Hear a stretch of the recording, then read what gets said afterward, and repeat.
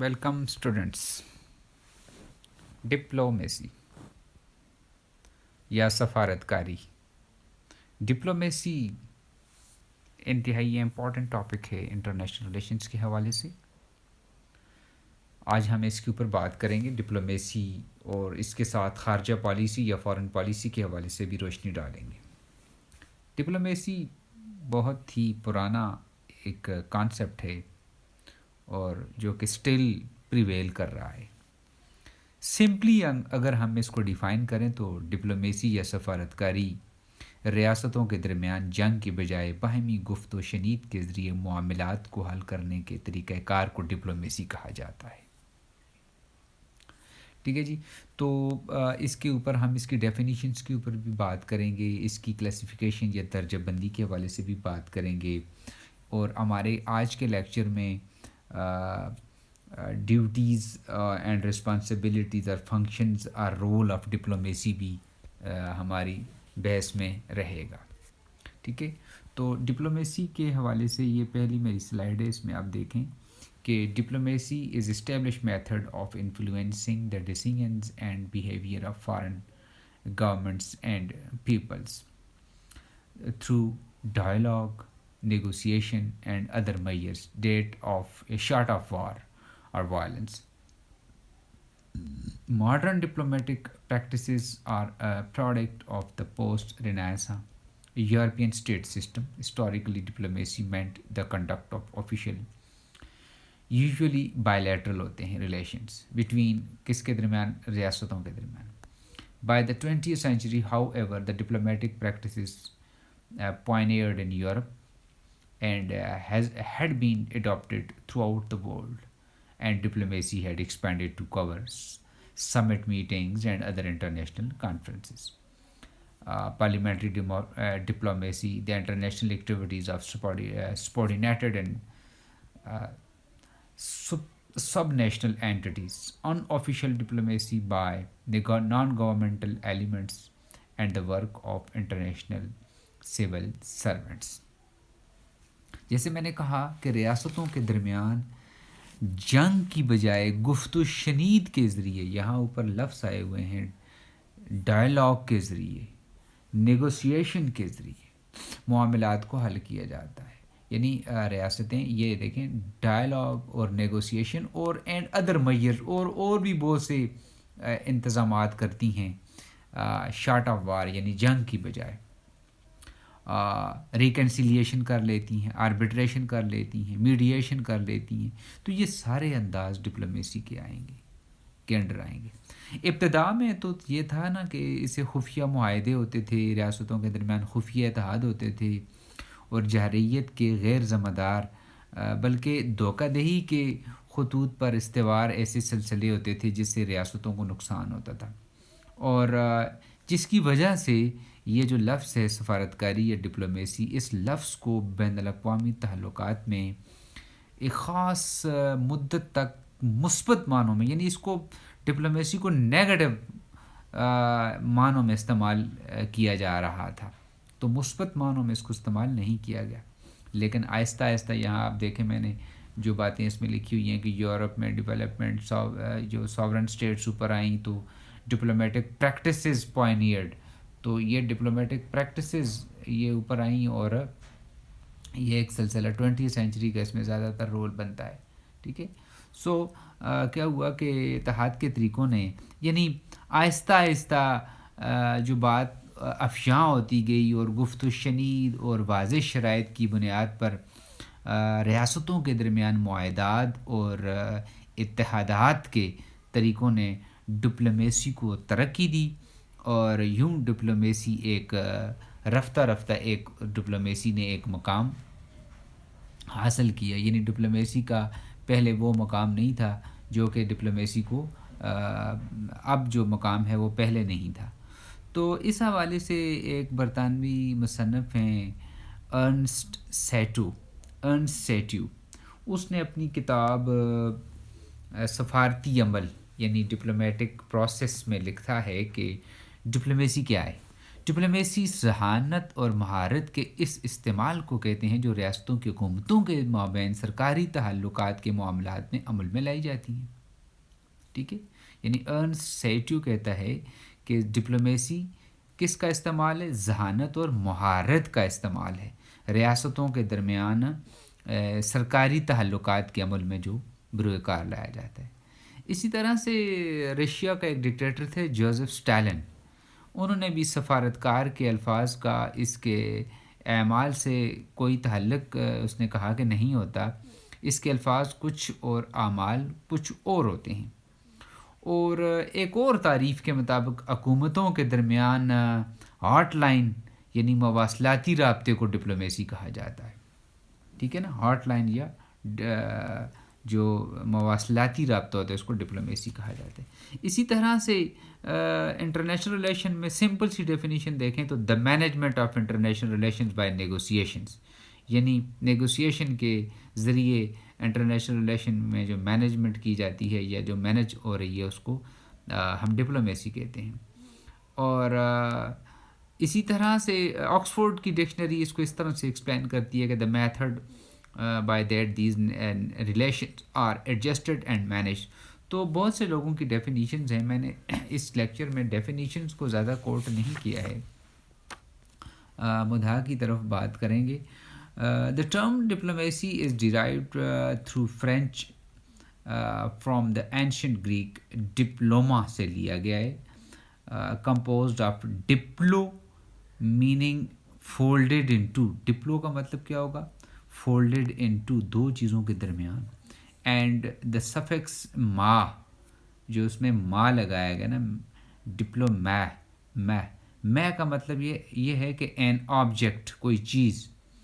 So the folded document conferred a privilege, often a permit to travel, on the bearer, and the term comes to denote document through which princes granted such favors. یعنی کوئی چیز دو کے درمیان آپ نے رکھ دی، یعنی مطلب آپ نے رازداری کا مظاہرہ کیا ہے. یہ بہت پرانے وقتوں سے یہ چیز ہو رہی ہے. اس کے بارے میں آگے اور بھی مزید باتیں کرتے رہیں گے. Later it applied to all solemn documents issued by chancellors, especially those containing agreements between sovereigns. Diplomacy later became identified with international relations, and the direct tie to the documents lapsed except in diplomatics, which is the science of outgathering old official documents. In 18th century, the French term diplomat or diplomatist comes to refer to as a person authorized to negotiate on behalf of the state. یعنی پھر بعد میں diplomat کا لفظ اس diploma کے حوالے سے ایسے لیا گیا کہ ایک ایسا شخص جو ریاست کے بہاف پر آگے جا کر بات کرتا ہے. اب ہم آ جاتے ہیں سفارتی نمائندوں کی درجہ بندی کے حوالے سے بات کریں گے، یعنی classification of diplomatic agents. Diplomatic agents ظاہر سی بات ہے، اب جیسے ہم نے پریویسلی ذکر کیا کہ یہ پرانے زمانے میں کانسیپٹ کو اتنی اہمیت نہیں دی گئی تھی اور نیگیٹو معنوں میں استعمال ہوتا تھا، لیکن جب سائنس اور ٹیکنالوجی نے ترقی کی اور یہ معاہدات کی اہمیت بڑھتی گئی اور پھر سرکاری سطح پر معاملات اوپر آئے اور ڈپلومیٹ کی اہمیت میں اضافہ ہوا، تو ہم سفارتی نمائندوں کو مندرجہ ذیل طریقوں سے، یعنی میں اس کے اوپر بات کر رہا ہوں کہ عہد کریم میں یہ سفراء ہوتے تھے صرف خصوصی مقاصد کے لیے استعمال ہوتے تھے، یعنی خصوصی مقاصد کے لیے کام کرتے تھے. باقاعدہ سفارتی ادارے تو اس زمانے میں کام نہیں تھے، کوئی فارن آفس اس زمانے میں تھا نہیں. تو ہوا یہ کہ عہد وسطیٰ کے اوائل میں یعنی مڈل ٹائم میں کہ شروع میں اٹلی میں، یعنی اٹلی کی ایک وینس پرانا نام ہے، تو اس کی اٹلی ایک پہلی ریاست تھی جس نے دوسری ریاستوں میں یہ اقامتی سفراء کا مستقل نظام قائم کیا تھا. تو 18ویں صدی کے آخر تک مستقل سفارتیں قائم کرنا ایک معمول بن گیا تھا، اور پھر 1815 میں منعقدہ ویانا کانفرنس یا کانگریس نے سفارتی عہدیداروں کی جو درجہ بندی کی تھی اسے آج بھی پوری دنیا میں تسلیم کیا جاتا ہے. تو 1815 کی جو ویانا کانگریس تھی اس میں منعقدہ جو باتیں ہوئی تھیں وہ اس میں جو سفارتکاروں کی درجہ بندی کی گئی تھی، کلاسیفیکیشن کی گئی تھی، وہ آج بھی ویلڈ ہے. اسی طرح سے conference of Aix la Chapelle, ٹھیک ہے، اس کو اپنے پاس نوٹ کر لیں کہ یہ میں انٹرو میں یہ باتیں کہہ رہا ہوں. Conference of Aix la Chapelle بھی اسی سلسلے کی ایک کڑی تھی جو کہ کانگریس آف ویانا 1815 کی تھی. ان کانفرنسوں نے کیا کیا؟ یہ conference of Aix la Chapelle اور کانگریس آف ویانا نے 1815 نے، ان کانفرنسوں نے سفارتی نمائندوں کی درجہ بندی کر دی اور ان کے رتبے کا تعین اور ان کے وظائف کو متعین کیا کہ ان کو کون سی خصوصیات حاصل ہوں گی اور کون سی باتوں پر ان کو معذوری ہوگی. ٹھیک ہے، اگر میزبان ریاست جہاں پر وہ سفیر آیا ہوا ہے، سفارتی نمائندہ آیا ہوا ہے، اگر میزبان ریاست سفارتی نمائندوں کو غیر پسندیدہ، یعنی اس کے لیے پرسونا نان گریشیا کا لفظ استعمال ہوتا ہے انگلش میں، اگر قرار دے تو اسے اپنے وطن واپس اس شخص کو، اس سفیر کو جانا پڑتا ہے. تو اس طرح سے اس کا وہ سفارتی کام بھی ختم ہو جاتا ہے اور اس سے تعلقات مزید خراب بھی ہو جاتے ہیں بین الاقوامی دنیا میں. تو سفارتی نمائندوں کے مختلف عہدے ہوتے ہیں یا مختلف ان کے درجہ بندی ہے. تو سب سے پہلے نمبر پر میرے پاس جو آ رہا ہے وہ ہے ایمبیسڈر اینڈ ننسیس، یعنی سفراء اور پوپ کے نمائندے. ننسیس پوپ کے نمائندے، سفراء یعنی ایمبیسڈرز، ٹھیک ہے، سفراء اور پوپ کے نمائندے، یہ پہلی کیٹیگری ہے. یہ لوگ پہلے، یعنی یہ اس طرح کے جو ایمبیسڈرز ہوتے ہیں یہ پہلے درجے پر آتے ہیں. یہ سربراہ مملکت کے نمائندے ہوتے ہیں، یعنی ملک کے جو سربراہ کے نمائندے ہوتے ہیں، اسی لیے خصوصی اعزازات کے مستحق ہوتے ہیں. وہ براہ راست مرسل علیہ ملک کے سربراہ سے بات چیت کر سکتے ہیں. جس ملک میں وہ گئے ہوتے ہیں اس کے سربراہ سے براہ راست بات کرتے ہیں اور کسی بھی وقت اس سے ملاقات کی درخواست بھی کر سکتے ہیں. تو سفراء کے لیے ایکسیلنسی کا، یعنی ان کے لیے نا ہز ایکسیلنسی یا ہر ایکسیلنسی کے ان ڈپلومیٹس کے لیے لفظ استعمال کیے جاتے ہیں، خطاب دیے جاتے ہیں، ہز ایکسیلنسی. اور ایک اور بات میں یہاں آپ کو بتاتا چلوں کہ دولت مشترکہ کے رکن ممالک میں جو سفیر ہوتا ہے اسے ہائی کمشنر کہا جاتا ہے. یعنی کامن ویلتھ کے جو رکن ممالک میں کوئی سفیر جائے گا تو اس کو ہائی کمشنر کا خطاب دیا جاتا ہے. باقی ہز ایکسیلنسی کے، ان کے لیے بھی ہز ایکسیلنسی خطاب کے طور پر استعمال کرتے ہیں، لیکن اس سفیر کو ہائی کمشنر ہم کہیں گے. دوسرے نمبر پر میں نے لکھا ہوا ہے ministers plenipotentiary and envoys extraordinary آرڈنری، یعنی مندوبین اور مندوبین اعلیٰ اور مندوبین خصوصی، یعنی ministers plenipotentiary and envoys extraordinary آرڈنری، یعنی مندوبین اعلیٰ اور مندوبین خصوصی اردو میں، ٹھیک ہے نا. تو یہ دوسرے درجے کے مندوبین میں شمار ہوتا ہے جن میں کہ مندوبین اعلیٰ اور مندوبین خصوصی ہوتے ہیں. یہ سربراہ مملکت کے ذاتی نمائندے نہیں ہوتے جو اس طرح کے اوپر والے سربراہ مملکت کے ذاتی نمائندے تھے، سفراء اور پوپ کے نمائندے. تو یہ ان کے ذاتی نمائندے نہیں ہوتے بلکہ ملک کے نمائندے ہوتے ہیں، اس لیے وہ سفیروں جیسے اعزازات کے مستحق نہیں ہوتے. انہیں اس ملک میں جہاں وہ جا رہے ہوتے ہیں کہ سربراہ سے براہ راست بات چیت کرنے یا کسی بھی وقت اس سے ملاقات کرنے کا حق حاصل نہیں ہوتا، جس طرح کے اوپر سفراء اور پوپ کے نمائندوں کو یعنی ایمبیسڈر اینڈ ننسیس کو حاصل ہوتا ہے. تو یہ ڈائریکٹ اس سے نہیں مل سکتے. ان کے لیے ایکسیلنسی یعنی جناب عالی کا لفظ محض احتراماً استعمال کیا جاتا ہے، لیکن یہ ان کا استحقاق نہیں ہوتا ہے. ہز ایکسیلنسی ہم ایمبیسڈرز اور ننسیس کے لیے استعمال کرتے ہیں. یہ منسٹرز پلینپٹنری اور انوائز ایکسٹراڈنری کے لیے ہم محض پروٹوکول کے لیے استعمال کرتے ہیں ہز ایکسیلنسی. تیسرے نمبر پر آ جاتے ہیں ہمارے پاس منسٹرز ریزیڈنٹ. یہ تیسرے درجے کے مندوبین ہوتے ہیں ان کو مقیم کی چند ہی اعزازات حاصل ہوتے ہیں. ان کا رتبہ مندوبین اعلیٰ سے کم تر ہوتا ہے. یہ پچھلے والے تھے. ان کے لیے ایز ایکسیلنسی کا لفظ احتراماً بھی استعمال نہیں ہوتا. یعنی منسٹرز ریزیڈنٹس کے لیے ایز ایکسیلنسی کا لفظ احتراماً بھی استعمال نہیں کیا جاتا. ٹھیک ہے. اور چوتھے نمبر پر ہمارے پاس آ جاتے ہیں چارج ڈی افیئر. میں نے نمبرنگ نہیں کر سکا ہوں, آپ کائنڈلی ان کی نمبرنگ بھی کر لیجئے گا. ایمبیسڈرز اور منسٹرز ریزیڈنٹس. اور چوتھے نمبر پر کون سے ہیں؟ ناظم الامور یا چارج ڈی افیئرز, یا ناظم الامور اردو میں, یا کاردار سفارت اس کو اردو میں کہا جائے گا. ناظم الامور کا لفظ آپ نوٹ کر لیں. یہ چوتھے درجے کے اس میں آتے ہیں. اسے کسی سربراہ مملکت کی بجائے عام طور پر وزارت خارجہ کی طرف سے دوسرے مالک کے دفتر خارجہ کے پاس بھیجا جاتا ہے. اس لیے ناظم الامور کو دوسرے سفارتی نمائندوں جیسے اعزازات حاصل نہیں ہوتے. I hope that you have understand the classification of diplomatic agents in this slide. آگے ہے functions of diplomats. میں نے ان کو نمبرنگ کی ہوئی ہے اور ڈیٹیل میں ساتھ میں خود بتا رہا ہوں. تو یہ فنکشنز ان کے کیا ہیں؟ سفارتکاروں کے وظائف یا ان کے کیا وظائف ہیں, یعنی ان کو کیا سلسلہ ہوتا ہے ان کے کام کا.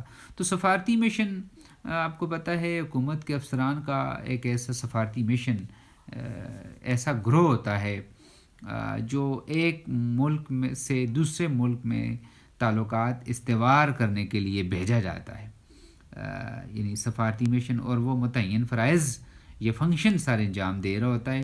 تو سفارتی مشن میزبان ریاست کے, یعنی جس ریاست میں وہ جاتا ہے اس کے دیوانی اور فوجداری قوانین کے دائرہ کار سے آزاد ہو کر وہ بین الاقوامی قانون کے ضابطوں کے تحت ہوتے ہوئے کے انڈر رہتے ہوئے وہ اپنے امور کو بجا یا فنکشنز کر رہا ہوتا ہے اور تعلقات استوار کر رہا ہوتا ہے. بڑے سفارتی مشنوں میں عمومی طور پر مختلف سیکشن ہوتے ہیں. مثلا سیاسی مشن, معاشی, تجارتی, اطلاعاتی اور ثقافتی, یعنی سیاسی, پولیٹیکل, معاشی, اکنامک, اسی طرح سے بزنس, اسی طرح سے کمیونیکیشن کا, اسی طرح سے کلچرل سیکشنز ہوتی ہیں. تو بعض اوقات سربراہ حکومت مختلف شعبوں, مثلا ملٹری جیسے اہم شعبے میں دوسرے ملکوں سے رابطے اور آہنگی کرتے رہتے ہیں, اور اس کے لیے ملٹری اتاشی مقرر کرتے رہتے ہیں. یہ لوگ دفتر خارجہ کی بجائے اپنے ملک میں متعلقہ شعبے سے ہی منسلک ہوتے ہیں اور ان کا فارن آفس سے کم ہی رابطہ رہتا ہے. اسی طرح سے بڑی اور ترقی یافتہ ریاستوں کے سفارتی مشنز زیادہ لوگوں پر, سینکڑوں افراد پر, یعنی پرسنل یا پیپلز پر مشتمل ہوتے ہیں جو کہ مختلف نوعیت کے اپنے اپنے فرائض سر انجام دیتے رہتے ہیں. یہ تو میں نے آپ کو ہولسٹیکلی کہا ہے کہ ان کے کام, ان کے فرائض کیا ہیں. اب ہم آ جاتے ہیں نمبر 1, نیگوسیشن, یعنی گفت و شنید کا کیا انداز رہتا ہے. باہمی تعلقات کو فروغ دینے کے لیے اور مختلف شعبوں میں تعاون پیدا کرنے کے لیے سفارتکار دوسری ریاستوں میں حکمرانوں اور دیگر افراد سے گفت و شنید کرتے رہتے ہیں, ان سے بات چیت کرتے رہتے ہیں. علاوہ ازیں وہ اپنی ریاست اور دوسری ریاستوں کے مابین ابلاغ کا بھی ایک ذریعہ ہوتے ہیں. اور معروف سفارتکار کیمبون کے مطابق سفارتکاری کا فن حکومت کے فن سے تحریک پاتا ہے, اور ہر سفارتی عمل کا اختتام گفت و شنید پر ہوتا ہے. اور گفت و شنید کے معنی کسی حد تک کمپرومائز کرنے کو بھی کہتے ہیں یا سمجھوتا کرنے کو بھی کہتے ہیں. تو اس طرح سے ڈپلومیسی کا فن دراصل سمجھوتا کرانے کا فن ہوتا ہے, اور ایک اچھا سفارتکار ہمیشہ ایک اچھا مفاہمت یا کمپرومائز کروانے والا یا نیگوسیٹ کروانے والا شخص ہوتا ہے. لیکن اس میں اتنی اہلیت ضرور ہونی چاہیے کہ کب, کیا اور کیسے سمجھوتا کیا جائے, یا نیگوسیشن یا کمپرومائز. کیسے نیگوسیشن ایک انداز ہے, اس میں سفراء کے بنیادی وظائف کو ہم نے ان کیٹیگریز میں تقسیم کیا ہے. دوسرے نمبر پر آ جاتا ہے ریپریزنٹیشن یا نمائندگی جسے کہا جاتا ہے. سفارتکار یا ڈپلومیٹ دوسری ریاست میں اپنی ریاست کی نمائندگی کرتا ہے, یعنی وہ اپنی ریاست کا جس ریاست سے بھیجا جاتا ہے اس کا نمائندہ ہوتا ہے، اور یہ دونوں ریاستوں کے محکمہ امور خارجہ کے درمیان رابطے کا ذریعہ ہوتا ہے۔ علاوہ ازیں اس کا یہ بھی فرض ہوتا ہے کہ دیگر ممالک کے سفارتی نمائندوں سے وہ بہتر سماجی روابط قائم رکھے۔ مختلف تہواروں کے مواقع پر وہاں کے عوام اور دیگر ممالک کے سفارتکاروں کو اپنی حکومت کی پالیسیوں سے وہ آگاہ کرتا رہتا ہے، اور اگر وہاں کے عوام میں کوئی غلط فہمی پیدا ہو جائے، مس انڈرسٹینڈنگ پیدا ہو جائے، تو یہ اس ملک کا نمائندہ ہونے کی وجہ سے وہاں پر اس غلط فہمی کو دور کرتا رہتا ہے۔ تو سفیر کی یہ ذمہ داری ہوتی ہے کہ وہ اپنے لوگوں اور حکومت کے مفادات کا تحفظ کر رہا ہوتا ہے، اور اسے چاہیے کہ وہ حکومتی پالیسی کا اظہار بڑی ہوشیاری سے، بڑے اختصار سے، بڑے سلیقے سے اور واضح انداز میں کرے، تاکہ ان لوگوں کو ان کے ملک کے نظریات کا پتہ چلے۔ اور نمائندگی کا یہ تقاضا ہوتا ہے کہ سفارتی مشن کے ہر رکن کو اپنے ملک کے متعلق بخوبی اپنے ملک کے بارے میں پتہ ہونا چاہیے، اور وہ مسلسل ان اطلاعات اور اپنے ملک کے ساتھ کانٹیکٹ میں رہتا ہے۔ بعض ممالک اپنے سفیروں کو کثیر فنڈ فراہم کرتے ہیں تاکہ وہ انہیں اچھے تعلقات کے فروغ کرنے کے لیے ان پر وہ استعمال کر سکیں، ٹھیک ہے۔ اور موجودہ دور میں تو بڑی طاقتوں کے سفراء کو بعض انتظامی اور تنظیمی ذمہ داریوں میں سر انجام دینی پڑتی ہیں، اور بہت سی ایسی اور بھی کام کرنے پڑتے ہیں، اور ایک امریکی سفارتکار کو 1.5 درجن سے زیادہ ایجنسیوں کی بھی نگرانی کرنی پڑتی ہے، ٹھیک ہے نا۔ تو یہ تھا نمائندگی، یعنی نمائندگی۔ اب ریپریزنٹیشن میں نے لکھا ہے، تو اس میں انٹرنیشنل ریپریزنٹیشن بھی میں نے نیچے ایک پوائنٹ لکھا ہوئی ہے، BC کے ساتھ آپ ایڈ کر لیں کہ ریپریزنٹیشن یا انٹرنیشنل ریپریزنٹیشن ایک ہی بات ہو جائے گی۔ میز ایک پوائنٹ کے لیے میں نے اس کو ایڈ کیا ہوا ہے۔ یعنی آپ دوسرے ملک میں کس طرح سے آپ کی وہ ہو رہی ہے، یعنی one of the important duties of a diplomat that to make links with the other, یعنی یونائٹڈ نیشن ایک فورم ہے، انٹرنیشنلی آپ کا مندوب جو ہے وہاں پر آپ کی نمائندگی کر رہا ہوگا، ٹھیک ہے، ایک نمائندے کی حیثیت سے۔ تو اوپر بیان کردہ چیزیں اسی میں آئیں گی، یعنی نیگوشیٹرز کے ساتھ نیچے۔ اچھا، پھر آگے ہے رپورٹنگ میں آپ رپورٹنگ یعنی اطلاعات اردو میں ہم کہہ سکتے ہیں اس کو، اور رپورٹنگ کرنا یعنی reports from diplomats in the field are the raw material of foreign policy. یہ جو بھی رپورٹنگ کرتا ہوتا ہے، تو یہ جو بھی رپورٹنگ ہو رہی ہے یہ فارن پالیسی کے لیے ایک را مٹیریل، اور یہ جو رپورٹس ہوتی ہیں ہر سبجیکٹس پر مبنی ہوتی ہیں۔ یہ نہیں ہے کہ صرف کوئی معاہدے کی بات ہو رہی ہے، یعنی اس میں ٹیکنیکل سبجیکٹ، اس میں ملٹری کا سبجیکٹ، اس میں ایجوکیشن، اس میں ثقافت، تو یہ تمام چیزیں اس میں کور ہوتی ہیں۔ یعنی پولیٹیکل، اب میں نے آگے بریکٹ میں لکھا نا، پولیٹیکل رپورٹنگ، اکنامک رپورٹنگ، اور یعنی سفارتی نمائندہ جس ریاست میں بھیجا جاتا ہے وہاں وہ اپنی ریاست کی نمائندگی کے ساتھ ساتھ وہاں کی حکومت کی پالیسیوں اور عوامی ان کے جذبات اور رجحانات کا بھی تجزیہ کرتا رہتا ہے، اور ادھر اپنے ملک کو اس صورتحال سے آگاہ کرتا رہتا ہے، اور اگر اس کے اپنے ملک کی کسی پالیسی کا منفی اثر ہوا ہو تو وہ اس سے بھی اپنی حکومت کو آگاہ کرتا رہتا ہے۔ اس کے علاوہ دوسری ریاست کے ساتھ تعلقات اور تعاون کے لیے اقتصادی، عسکری اور سماجی معاملات کا تجزیہ بھی سفارتی نمائندے کے کرتے رہتے ہیں، اور اس تجزیے کی رپورٹ کی صورت میں مرتب کر کے اپنے ملک کو بھیجتے رہتے ہیں، اور اس سے اطلاعات کا ایک بہت بڑا ذخیرہ جمع ہوتا رہتا ہے۔ اور بعد ازاں ان اطلاعات کا تجزیہ کر کے اندازے لگا کر اور مختلف پہلوؤں سے اس کا انالیسس یعنی جائزہ کر کے میزبان ملک کی صورتحال کا ایک اور مکمل درست تجزیہ کیا جاتا ہے، اور اس سارے عمل کو رپورٹنگ کرنا کہتے ہیں۔ اور اس میں اگر یہ سب کچھ خفیہ طور پر کیا جائے تو اس کو ہم جاسوسی کا سسٹم کہتے ہیں، یعنی وہ جاسوسی کر رہا ہوتا ہے کہ اس ملک میں ان کے ملک کے بارے میں کہتے ہیں۔ یہ پولیٹیکل رپورٹنگ بھی ہے اس میں، اکنامک رپورٹنگ بھی ہے اس میں، اور اس میں عسکری یعنی ملٹری رپورٹنگ بھی ہے، سوشل اور کلچرل رپورٹنگ بھی شامل ہو سکتی ہے اس میں، آپ اس کو ایڈ کر لیں، ٹھیک ہے جی۔ اچھا، اگلا پوائنٹ ہے مفادات کا تحفظ یا پروٹیکشن آف انٹرسٹ۔ سفارتکار کا یہ فرض ہوتا ہے کہ وہ دوسری ریاست میں اپنے ملک اور شہریوں کے مفادات کا پورا تحفظ کرے۔ دوسرے ریاست میں اپنے ملک کے شہریوں کے دوسری اس ریاست میں جہاں وہ بیٹھا ہوا ہے اس میں اپنے وہاں اس کے ملک کے جو لوگ ہیں ان کے کاموں کا، ان کی پیدائش، ان کی شادی بیاہ کے ان کو سرٹیفکیٹ جاری کرنا، ان کے پاسپورٹ کی تصدیق کرنا، اٹیسٹیشن کرنا، ان کو ویلڈ قرار دینا یا ان کو تبدیل کرنا یا ان کو سزا دینا، اسی طرح سے مطالبہ کرنا، اور یہ تمام چیزیں وہاں پر کوئی پرابلم ہو جائے وہاں پر، اسی طرح سے روزمرہ کی سرگرمیوں کا ایک بڑا ایسا مختلف سماجی تقریبات، ضیافتوں، کوکٹیل پارٹیوں وغیرہ کو نپٹانے میں گزر جاتا ہے اس کا. تو سفارتی مشن اپنی حکومت اور میزبان ریاست کے درمیان تعلقات کی استواری میں بڑا اہم کردار ادا کر رہا ہوتا ہے، اور اپنے ملک کی اتھارٹی کے ماتحت رہتے ہوئے سفارتی مشن اپنی کمانڈ کو اس حد تک پھیلاتا ہے کہ میزبان ملک کے کسی مفادات کو نقصان نہ پہنچے. ٹھیک ہے.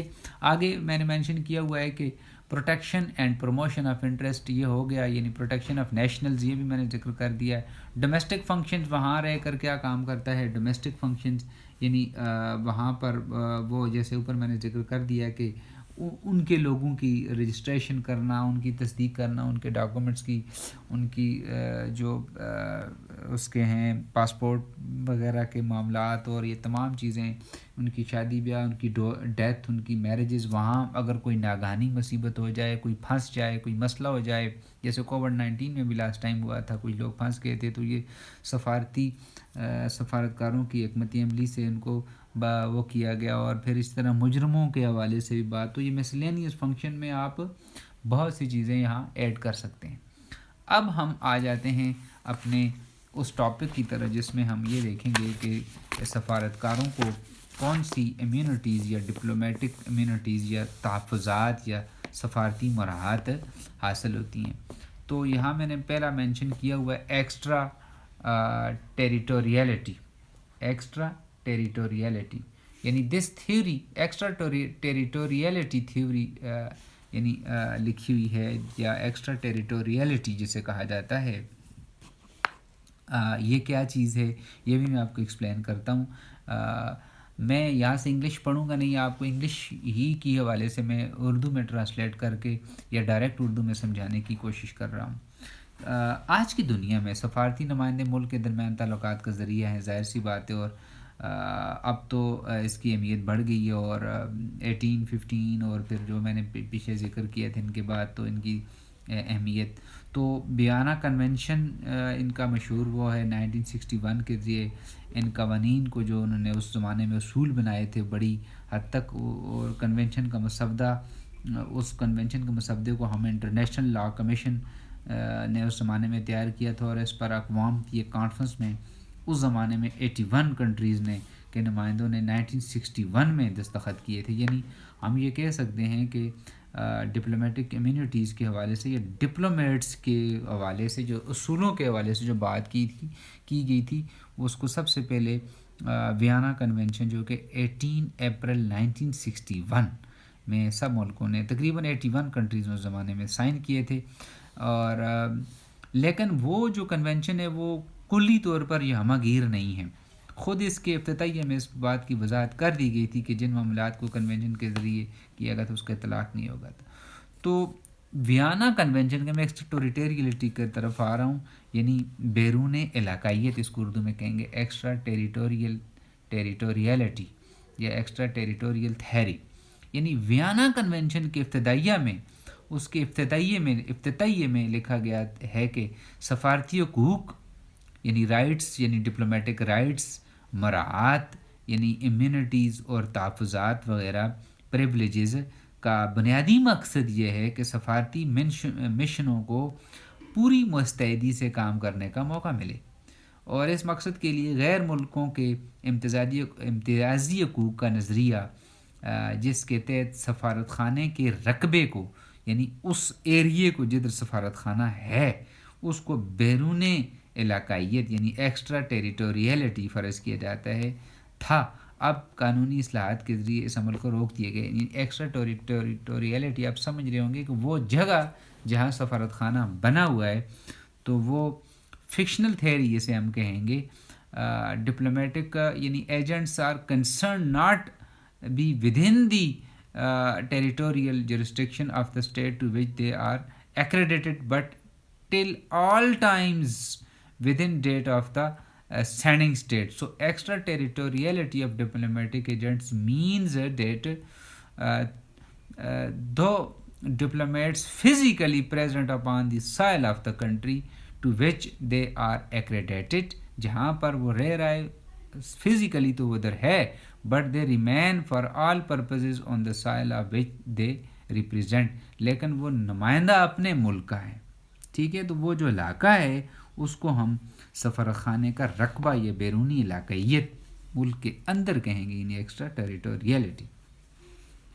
ठीक है जी। अच्छा, आगे रिप्रेजेंटेशनल थ्योरी, ये नुमाइंदे जो होते हैं ये यानी तमाम मामलात से, बाकी तो मैं आगे ज़िक्र करता रहूँगा, लेकिन यहाँ है कि नुमाइंदगी करते रहते हैं, रिप्रेजेंट करते रहते हैं।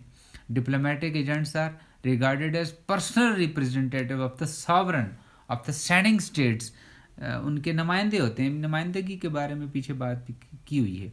फंक्शनल थ्योरी यानी काम के एतबार से, फंक्शंस के एतबार से, diplomatic agents are given immunities because of the nature of their functions, the duties which the diplomats perform are far from easy. In other words, their actions of duties are of typical or some special nature. यानी काम के एतबार से हम इनको एक खुसूसी तवज्जो देते हैं। आगे, अच्छा next slide. Vienna convention on diplomatic relation, ये पीछे मैंने शुरू में बात की थी, जो कि इसमें 18 अप्रैल 1961 में साइन हुआ था और सब मुल्कों ने इसे माना था। लेट डाउन यानी ये फर्स्ट वो था डिफरेंट के जिसने वो किया था।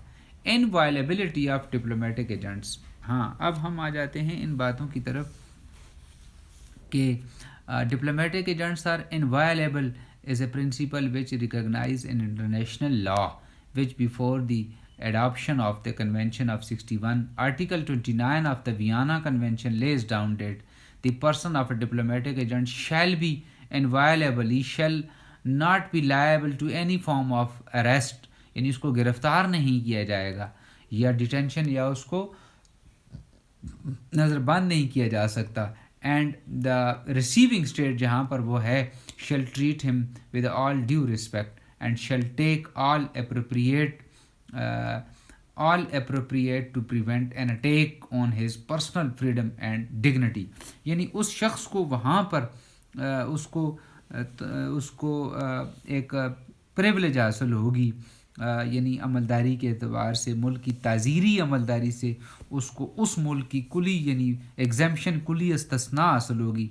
और वो दीवानी और इंतज़ामी अमलदारी से 3 मामलात को छोड़कर इस्तिस्ना हासिल करता है। वो 3 मामलात तो मैं मेंशन कर देता हूँ कि खालिसतन निजी गैर मनकूला जायदाद की बाज़ियाबी की कार्रवाइयाँ, विरासत के सिलसिले में कार्रवाइयाँ जिनको वो खालिस निजी हैसियत से करें, और वो कार्रवाइयाँ जिनका ताल्लुक़ उनकी निजी पेशा वराना या तजारती सरगर्मी से हो।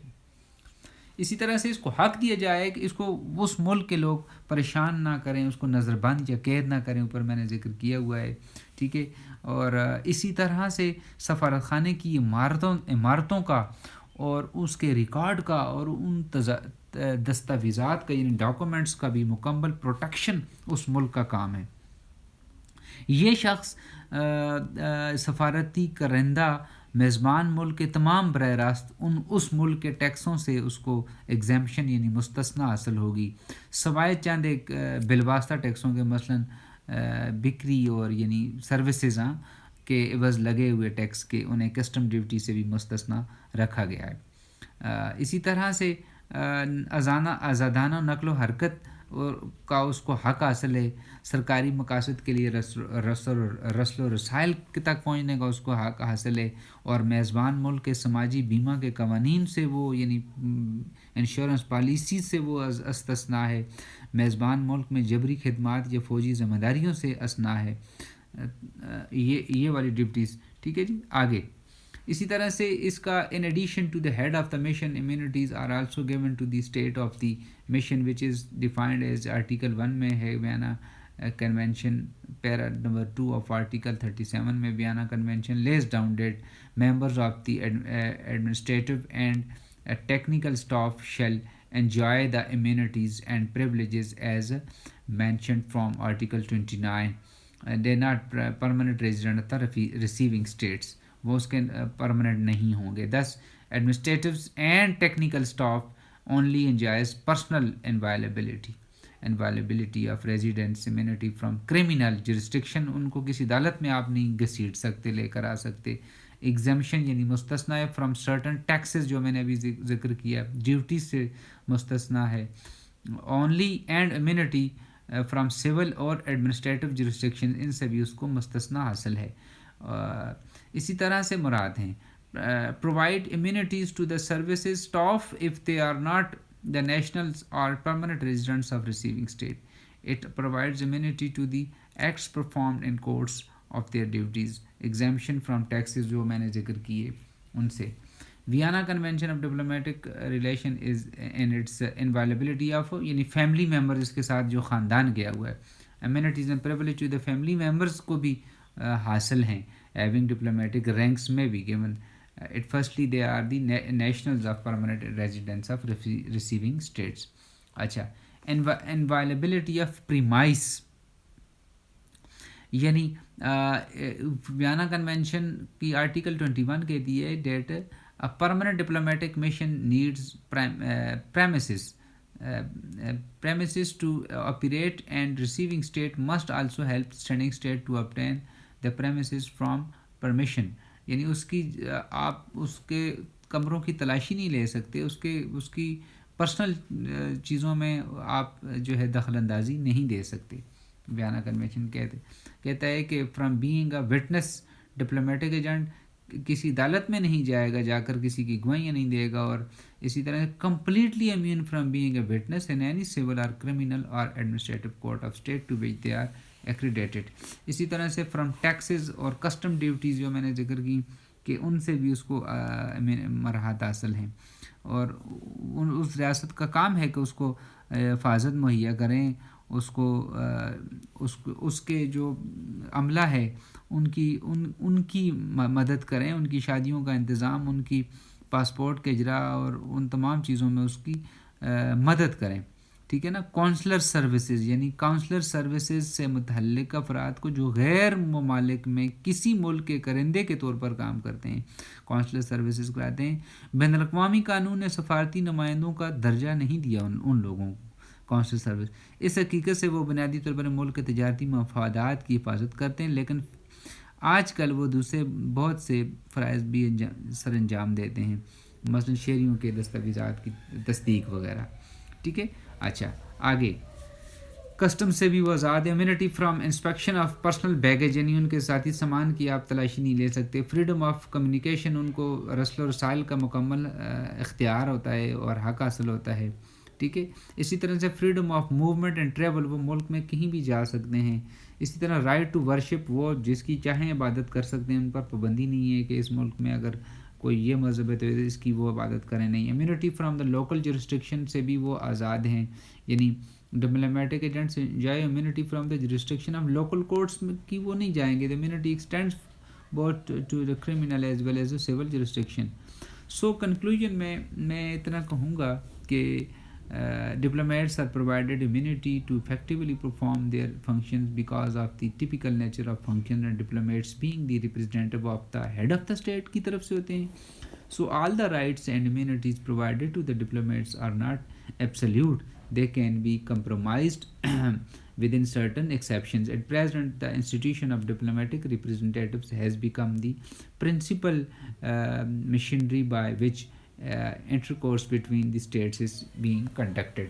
So موجودہ دور میں ڈپلومیٹس کی یا سفارتکاروں کی حیثیت یا ان کا کام یا ان کا فنکشن یا ان کی اہمیت بڑھ گئی ہے کہ یہ دو ممالک کے درمیان رابطے کا ایک زبردست ذریعہ ہوتے ہیں. So hope students you have understand today's discussion.